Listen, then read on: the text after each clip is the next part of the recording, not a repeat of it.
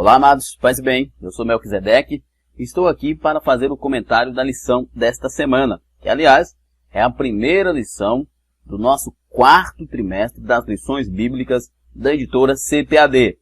Nesse trimestre, aqui na classe de jovens, nos estudos da lição da classe de jovens, nós estaremos estudando o livro de Atos dos Apóstolos.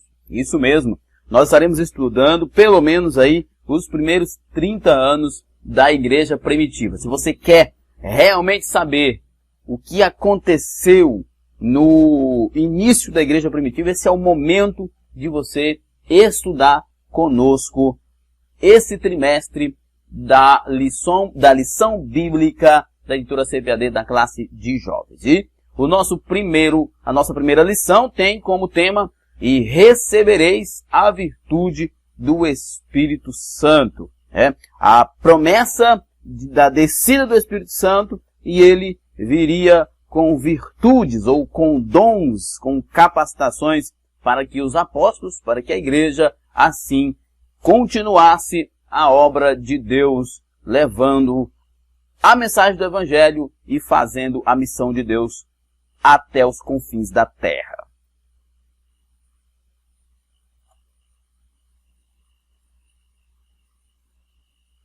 Olha só, o ebdfoco.com tem para você conteúdo gratuito, né? Tem as aulas em vídeos, aula em áudio e subsídio em PDF.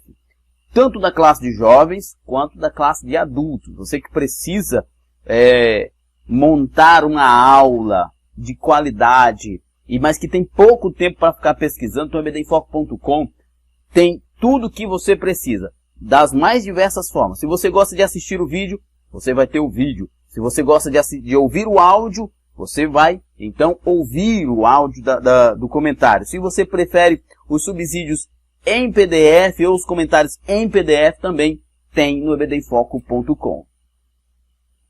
Além de tudo isso, você tem os slides, né, da classe de adultos e os slides da classe de jovens, o curso 4Cs, né, tem o curso de 1 Samuel e 2 Samuel, junto com o curso de Atos dos Apóstolos, né? Nesse trimestre, nós estaremos aí lançando esses cursos de 1 e 2 Samuel e de Atos dos Apóstolos, e você vai poder, ao fazer esse curso, também ajudar você no entendimento das lições. Você pode acessar tanto pelo navegador do seu telefone ou computador, quanto baixar o aplicativo do ebdfoco.com no seu Android. É só você procurar lá na sua Play Store e você vai ter o aplicativo do ebdfoco.com. E lá no navegador você digita www.ebdfoco.com e você vai encontrar a plataforma do ebdfoco.com com tudo que você precisa para ministrar uma aula com excelência. Então, o texto do dia é o texto que é considerado o texto-chave, né, do livro de Atos dos Apóstolos, que é Atos capítulo 1, verso 8, que diz: mas recebereis a virtude do Espírito Santo, que há de vir sobre vós, e ser-me-eis testemunhas, tanto em Jerusalém, como em toda a Judéia, Samaria e até os confins da terra. Jesus está, antes da sua ascensão, dizendo isso para os discípulos, que ele iria para o Pai, mandaria o Espírito Santo, o Consolador amado, e ele revestiria os seus discípulos de virtudes que capacitariam eles para serem testemunhas de Jesus. Interessante que a palavra testemunha aqui é martíria, ou que é a mesma palavra que dá origem a mártire. Jesus está dizendo, vocês receberão virtudes do Espírito Santo, virtudes essas que capacitarão vocês para testemunhar do meu Evangelho, mesmo diante da morte. E vocês façam isso em Jerusalém, em Judéia, em Samaria e até os confins da terra. Algumas pessoas pensam que Jesus falou assim, primeiro tem que evangelizar Jerusalém, depois Judéia, Samaria até os confins da terra. Claro, tinha um ponto de partida que era Jerusalém, mas na verdade Jesus está dizendo o seguinte, evangelize Jerusalém, mas evangelize também a Judéia, Samaria e até os confins da terra. Tudo de forma simultânea. Nós precisamos fazer evangelismo na nossa cidade, no nosso bairro, na nossa cidade, e nós precisamos fazer missões no nosso bairro, na nossa cidade, no nosso estado, no nosso país e até fora dele, tudo isso de forma simultânea. A igreja pode estar aqui na sua cidade, mas ela pode enviar alguém para outro estado ou para outro país, para assim de forma simultânea continuar fazendo a obra do Senhor. Não podemos esperar ganhar o bairro, depois a cidade, o estado, o país, para depois ir para outros lugares. Não. Há gente suficiente, só basta querer para enviar até os confins da terra. A nossa síntese diz, a virtude do Espírito Santo é a promessa que Deus fez ao crente fiel, cumprida no dia de Pentecoste, né? A promessa que Deus fez ao crente foi o Espírito Santo, e ele viria dando virtudes, né, dons, e capacitando pessoas para fazer a obra do Senhor. O texto bíblico é primeiro Atos, capítulo 1, do verso 1 até o verso 14.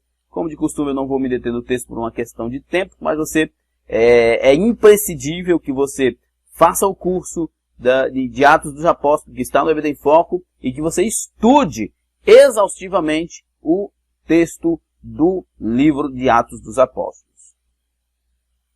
Nossa introdução diz o seguinte: estudaremos nesse trimestre o livro de Atos dos Apóstolos, em especial os milagres que aconteceram na igreja primitiva. Muitos milagres aconteceram, né? Ressurreição, coxo levantando, naufrágio que não morreu ninguém, e tantas outras maravilhas que aconteceram, e especialmente os grandes, maiores milagres de Atos dos Apóstolos são os milagres da salvação dos gentios. Esse livro é singular para o crente e para a igreja, pois nele recebemos de Jesus suas últimas palavras, ainda aqui na terra, e o que devemos fazer até que ele volte. Na verdade, o livro de Lucas é o primeiro volume da obra de Atos, né? A obra completa é Lucas Atos, né? Lucas, no Evangelho segundo Lucas, Lucas propôs falar sobre Jesus, e no Evangelho, ou em Atos, né, no segundo volume, ele propôs falar do Espírito Santo agindo na igreja. Obedecendo às instruções do mestre, os discípulos aguardaram a promessa da vinda do Espírito Santo. Nós vemos isso em Atos, no capítulo 1, verso 4. E eles permaneceram ali em oração. E com o Pentecostes nasce a igreja de Cristo. Só para nós pontuarmos aqui, os irmãos ficaram ali esperando, em oração, né? Eles ficaram 10 dias depois da ascensão de Jesus. E eles ficaram em oração, aguardando o cumprimento dessa promessa. E lembrando que Pentecoste é literalmente 50º, né? 50 dias após a Páscoa acontecia a festa do Pentecoste. E, coincidentemente, né, pode-se dizer, ou por um plano de Deus, Jesus morreu na Páscoa, 40 dias depois ele ascendeu ao céu, 10 dias depois o Espírito Santo desceu sobre a igreja, né? Somos chamados de pentecostais em virtude desta data, que não tem nada característico do que era a festa de Pentecostes no judaísmo. É apenas uma referência da descida do Espírito Santo no dia em que se comemorava essa festa. Não tem nada a ver com os aspectos da festa judaica. É apenas porque o Espírito Santo desceu e encheu aquelas pessoas, dando início à igreja, num dia em que se comemorava a festa de Pentecoste dos judeus. Sinais e maravilhas acompanharam o início da igreja, apesar das dificuldades e perseguições. O Espírito Santo agindo no meio do povo. Cremos que o Espírito que realizou grandes coisas por meio da igreja naquele tempo é o mesmo que está disponível para nós hoje. Eu não gosto da palavra disponível, né? Mas que está agindo em nós hoje, como cristãos, né? É o mesmo Espírito, é a mesma pessoa, com as mesmas virtudes. Se nós fazermos como aqueles irmãos que viviam em constante oração e vivendo a palavra de Deus, também receberemos as mesmas virtudes. Lembrando que o pentecostalismo sempre acredita na continuação dos dons. Absolutamente. Acreditamos no Espírito, acreditamos na atualidade da ação do Espírito Santo e acreditamos nos dons espirituais. Estudemos este livro com apreço e fé, crendo que o Senhor deseja derramar seu poder em nosso meio. Amém. O nosso primeiro ponto diz o livro de Atos dos Apóstolos. Essa primeira lição basicamente vai falar sobre uma introdução, aspectos gerais do livro e do tema do livro. Aspectos gerais, né? Atos dos Apóstolos trata o início da igreja a partir da descida do Espírito Santo. Lembra que eu falei no início? Jesus foi morto na sexta-feira da Páscoa, no domingo de Páscoa ele ressuscitou, 40 dias depois ele ascendeu ao céu, 10 dias depois da sua ascensão, no dia da festa de Pentecostes, o Espírito Santo desceu sobre os irmãos, que estavam num cenáculo em oração há 10 dias.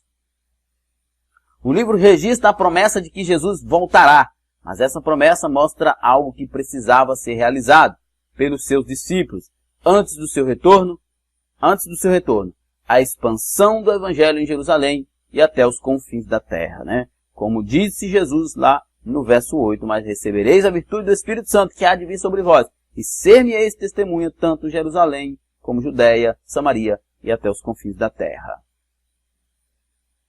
Alguém já sugeriu que o nome do livro poderia ser Atos do Espírito Santo, em virtude da sua atuação constante por toda a obra. Exatamente, né? O comentarista bíblico o William Barclay diz que Atos dos Apóstolos mostra Jesus, né? A vida de Jesus presente na sua igreja através da pessoa do Espírito Santo, porque o Espírito Santo está ali para glorificar Jesus na igreja. Os personagens principais deste livro é Pedro, né? Alguns até dividem o livro de Atos em ministérios locais, ou melhor, missões locais e missões exteriores, né? Missões locais, ministério de Pedro, João, Estevão e Filipe, né? Filipe saiu também para Samaria, mas especialmente Pedro, João e Estevão. E missões exteriores com Filipe e especialmente o apóstolo Paulo, né? Então tem Pedro, Filipe, tem Estevão e tem Paulo, são os principais nomes que estavam ali, que estão no livro de Atos dos Apóstolos. Lembrando que Pedro é discípulo e apóstolo, Paulo também discípulo e apóstolo, Estevão e Filipe, ambos diáconos. Esses homens foram poderosamente usados por Deus para a expansão do reino de Deus aqui na terra. Verdade, poucos homens, mas muita unção, muito poder, que impactaram o reino de Roma inteiro. O gênero literário. O livro de Atos é uma continuidade de um dos 4 evangelhos, a saber, o de Lucas, né? Foi escrito por Lucas, provavelmente endereçado a Teófilo, que provavelmente encomendou as 2 obras, né? O Evangelho de Lucas e também o livro de Atos dos Apóstolos. Como o livro de Atos dos Apóstolos é, no original, uma continuação do livro de Lucas, até o 2º século, ele era uma obra só. Foi no 2º século em que ele foi separado. Irineu foi quem deu o nome de Atos dos Apóstolos. Possivelmente por causa de um gênero literário antigo em que as pessoas escreviam os atos de grandes homens, e talvez uma referência a isso, por isso Atos dos Apóstolos, mas originalmente o livro é uma coletânea só, que tem 2 volumes. Na verdade, o Evangelho de Lucas e Atos são 2 volumes de uma mesma obra, demonstrado no início dos 2 livros, nas dedicatórias e na referência ao primeiro relato, né? Que dirigido a Teófilo, que provavelmente era alguém muito importante e que provavelmente também tenha sido quem financiou a obra. A vontade de Teófilo era saber como foi a vida de Jesus e o que aconteceu depois da ascensão de Jesus com os apóstolos. Nós temos aí Lucas, o Evangelho, descrevendo o que aconteceu com Jesus, seu ministério. E em Atos nós vemos o que aconteceu com a igreja, com os apóstolos, após a ascensão de Jesus. Os outros evangelhos não relatam muito sobre o que ocorreu depois da ressurreição de Jesus, mas apenas Lucas nos dá mais detalhes, como a ascensão e o que seguiria, né? Então, Lucas tem um aspecto mais histórico, um aspecto mais formal de pesquisa, né? Porque ele era um escritor, era um homem culto, né? Tem uma linguagem bastante importante. Disse que os livros Lucas e Atos têm os melhores gregos de todos os escritos do Novo Testamento, incluindo o livro também da carta aos Hebreus. Isso mostra que o autor de Lucas é o mesmo de Atos, está interessado no que aconteceu depois e vai abordar isso no livro de Atos. Como eu disse, ele está interessado em, ou ele mesmo, ou quem financiou o livro está interessado em saber como foi a vida de Jesus e o que aconteceu depois da ascensão dele. Autoria e data. A autoria do livro de Atos e Lucas, o mesmo que escreveu o terceiro evangelho, o autor do livro de Atos é Lucas, o mesmo que escreveu o terceiro evangelho. Lucas, o médico amado.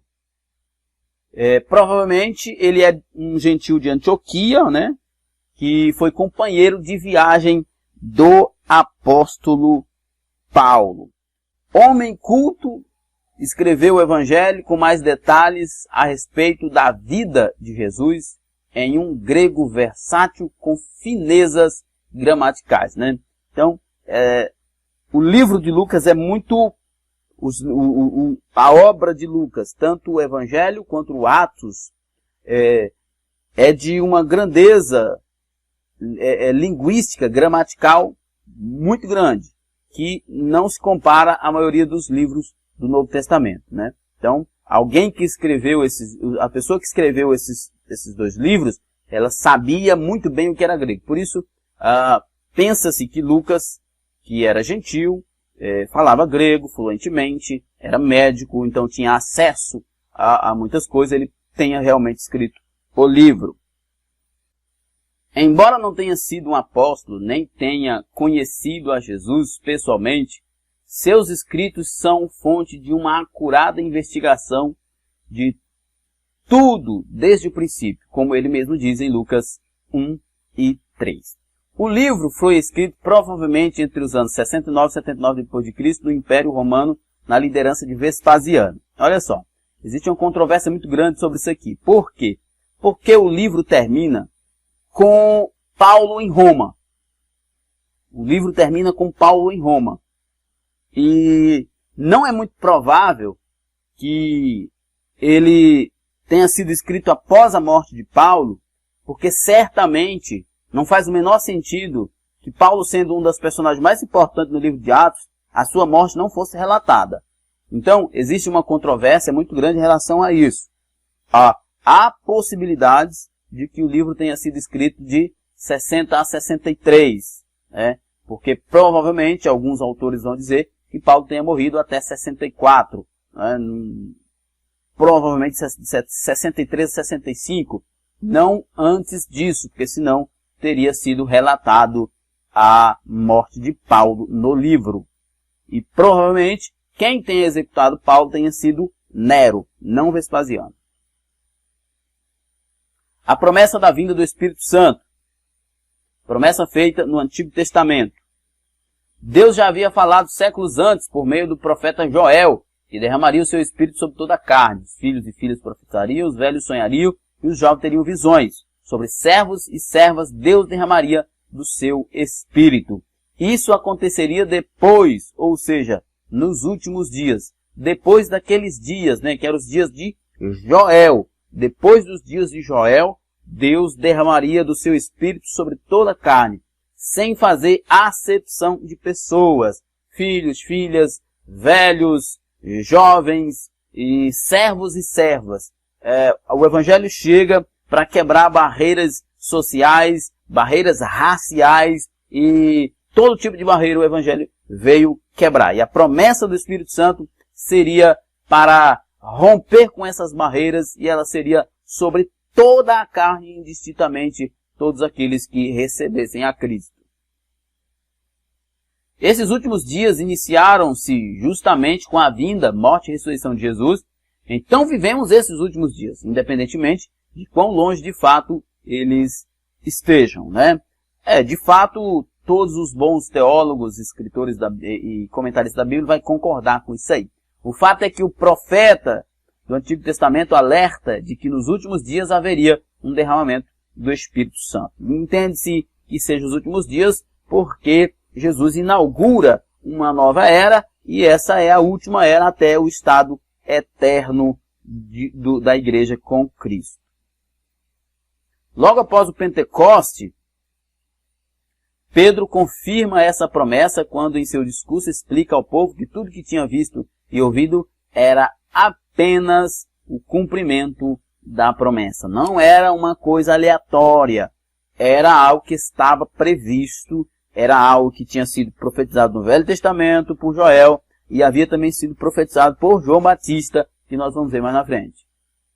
A promessa feita no Novo Testamento, justamente João Batista, né, quando João Batista apareceu em cena, falando do seu propósito, deixou claro ao povo que ele batizaria com água para arrependimento de pecado.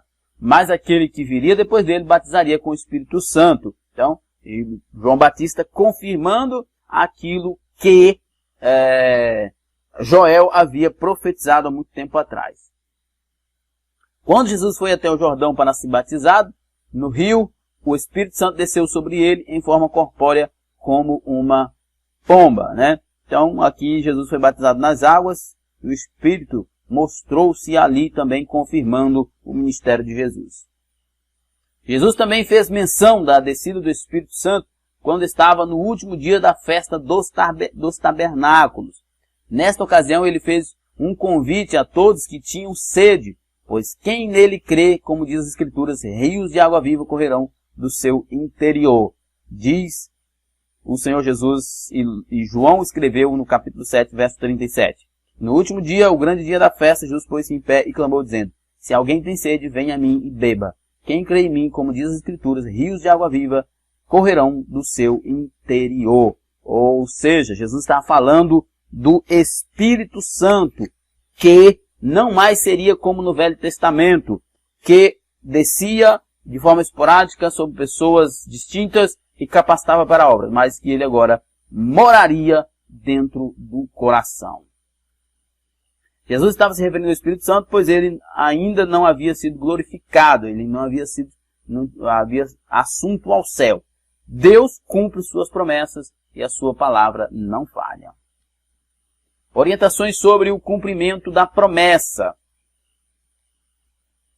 No início do livro de Atos, o autor narra que Jesus, depois de ter ressuscitado, apresentou-se aos apóstolos com muitas provas incontestáveis e falou a respeito do reino de Deus, determinando que não se ausentasse de Jerusalém até que a promessa do Pai se cumprisse.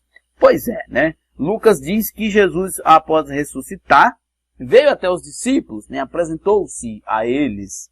E Paulo diz lá em 1 Coríntios 15 que mais de 500 pessoas viram e estiveram com Jesus durante esses 40 dias após a ressurreição até a sua ascensão. E dados arqueológicos provam que esses relatos são verdadeiros, que a ressurreição de Cristo, a prova da ressurreição de Cristo é sem dúvida a base fundamental da nossa fé. Quando todo mundo quer atacar o cristianismo, ataca a questão da ressurreição. Porque se Jesus não ressuscitou, como Paulo mesmo diz lá em 1 Coríntios 15, a nossa fé é em vão.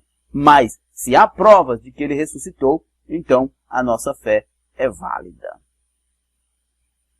Jesus deu uma ordem e a obediência é sempre necessária para que suas promessas se cumpram em nossas vidas, como aconteceu com aqueles discípulos de Jesus. Jesus disse para eles ficarem em Jerusalém orando.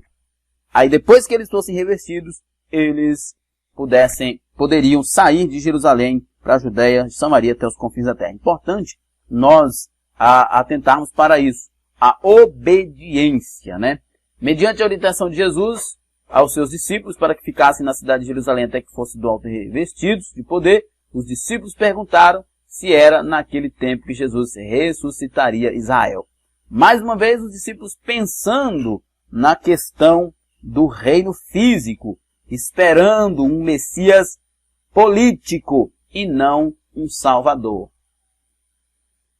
Não entenderam a amplitude da promessa, não era sobre quando, nem apenas sobre Israel.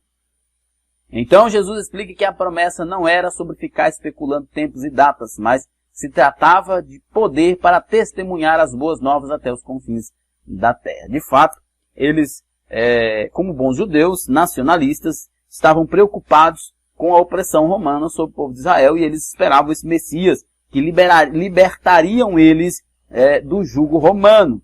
Mas Jesus estava falando de outra coisa, né? Jesus não nega ali para eles que não haverá esse reino literal, nem que alguns acreditam ser o milênio. Ele não nega, mas também diz para os discípulos, olha, vocês não têm que se importar com datas que o próprio Deus estabeleceu pela sua própria vontade. O que vocês têm que fazer é se encher do Espírito Santo para pregar as boas novas até os confins da terra. Terceiro ponto, o propósito da promessa, o poder para testemunhar.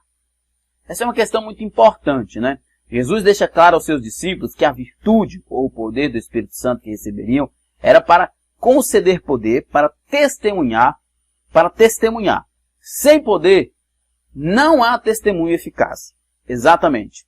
Sem poder, não há testemunho eficaz. Lembra quando Jesus chamou os discípulos, especialmente Pedro, João e Tiago, que estavam ali pescando? Eles passaram a noite tentando pescar lá, jogando as redes, não pegou nada. Jesus chega, manda eles jogar do outro lado lá e eles pegam. Mas, Jesus diz o seguinte, após aquele momento, Jesus diz o seguinte, vem e segue-me, vem e segue-me. Eles não seguiram a Jesus por causa do milagre, mas o milagre ativou a fé deles em Jesus. Eles seguiram pela fé, mas o milagre ativou a fé deles em Jesus. A manifestação de poder pelo Evangelho é muito importante. Paulo diz que a pregação dele não consistia em palavras persuasivas de sabedoria humana, mas na unção e no poder do Espírito de Deus. Essa era a característica da igreja primitiva, que ela agia na unção e no poder do Espírito Santo de Deus. Não podemos confundir poder divino com barulho ou movimentação. Nem sempre cultos e pessoas barulhentas estão realmente cheias do Espírito Santo. Isso é muito importante. Muito importante. Lembra da história de um homem que ele foi assaltar uma carruagem. E aí as pessoas que trariam essa carruagem tentaram enganar ele, colocando uma carruagem parecida, só que vazia, não tinha nada, não tinha ouro dentro daquela carruagem. Então quando a carruagem passou, aquele homem que ia assaltar não se moveu, não foi ali para pegar aquela carruagem e abrir. Quando perguntaram ele por que ele não foi, ele disse o seguinte, muito barulho. Quando tem muito barulho é sinal de que está vazio. Aquela carroça fazia muito barulho, aquele veículo fazia muito barulho e ele percebeu que não tinha nada dentro. Às vezes, as pessoas que fazem muito barulho são pessoas que estão vazias, que para poder mostrar uma espiritualidade, uma pseudo-espiritualidade, precisam fazer barulho. Mas o que realmente demonstra uma pessoa que é cheia do Espírito Santo é quando a vida dela glorifica a Jesus. Não tem como você dizer que uma pessoa é cheia do Espírito Santo, mesmo que ela pule, que ela pregue, que ela ore em línguas na igreja, mas na segunda-feira ela está enrolando, está se prostituindo, está se vestindo de forma despudorada. Enfim, esse tipo de pessoas não é cheio do Espírito Santo. Isso é farsa. Ser cheio do Espírito Santo é viver uma vida de santidade, cujas ações glorificam o nome de Jesus. Se as minhas ações não glorificam o nome de Jesus, que aliás, qual era a missão do Espírito Santo? Glorificar Jesus na vida da igreja. Se Jesus não é glorificado na minha vida, naquilo que eu falo, naquilo que eu faço, que eu falo, que eu penso, que eu vejo, enfim, na minha vida, Paulo diz que quer comamos, quer bebamos ou façamos qualquer outra coisa, façamos para a glória de Deus. Se qualquer aspecto da minha vida não glorifica a Cristo, eu não estou cheio do Espírito Santo. Embora compreendamos que devemos sim falar de Jesus Cristo, sempre que tivermos a oportunidade, uma vida de poder começa pelo testemunho mediante o comportamento, as ações, né? O que importa é o que nós fazemos, não apenas o nosso discurso. Se nosso discurso pode ser uma retórica muito bonita, mas se for desassociado daquilo que fazemos, é algo vazio. Temos como exemplo a mulher sunamita em relação a Eliseu. A mulher disse ao seu marido que aquele que sempre passava por eles era um santo homem de Deus. Perceberam em Eliseu que ele era um homem de Deus por causa das suas atitudes. Segundo, alcançar todos os povos, propósito das virtudes. Quando Jesus ordenou aos seus discípulos pregarem na Judéia, Samaria até os confins da terra, ele estava mostrando como alcançar o mundo de forma simultânea e constante, né? Jesus estava dizendo que era para eles começar, porque tinha um ponto de partida, mas que não era para eles esperarem e Jerusalém está toda evangelizada para depois ir para a Judéia e Samaria, os confins da terra. Mas o ponto de partida é Jerusalém e já eles tinham que continuar a obra, porque o evangelho deve ser pregado até os confins da terra. Os crentes que foram dispersos pela perseguição que se dera no primeiro século espalharam mediante a pregação da palavra o evangelho até os confins da terra. Deus preparou tudo para que o evangelho fosse espalhado.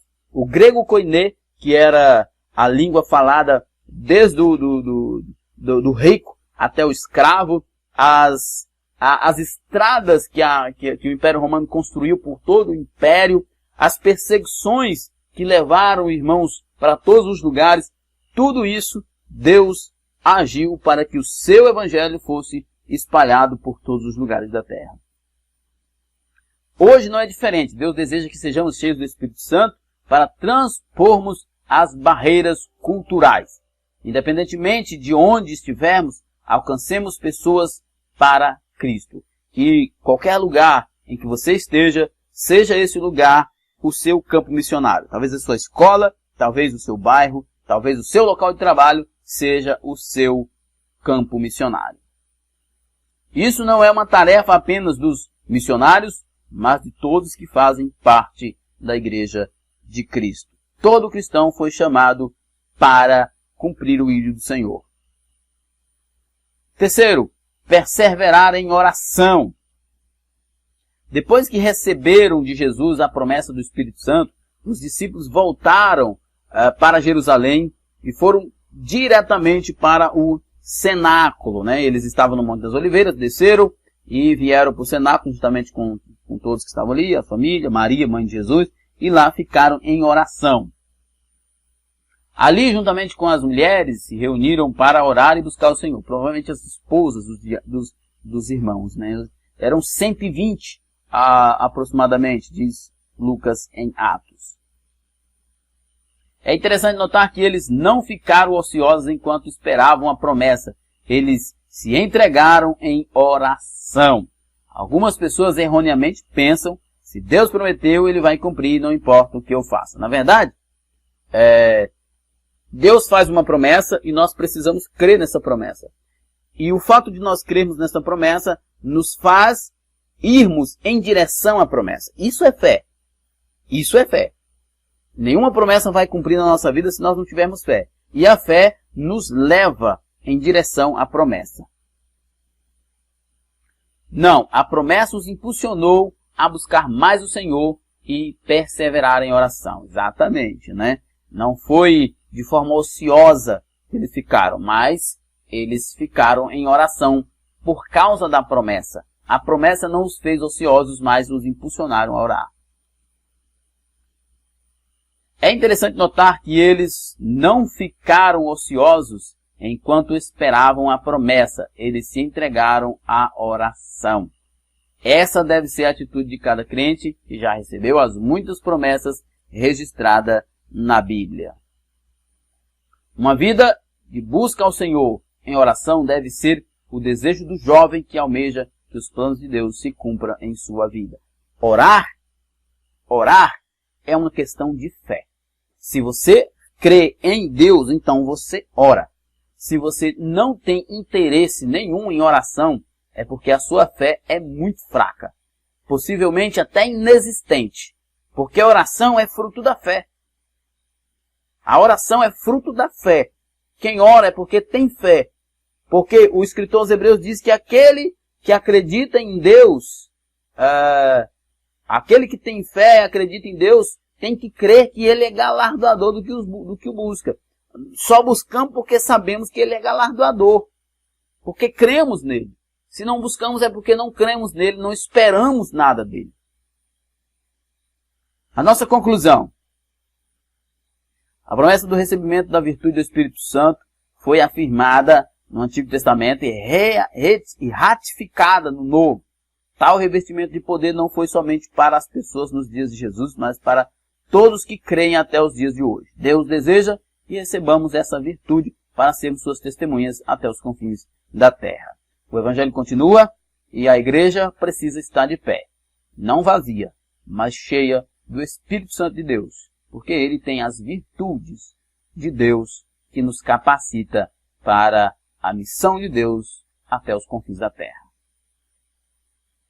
Nós temos aqui as perguntas, eu não vou me deter nela como de costume.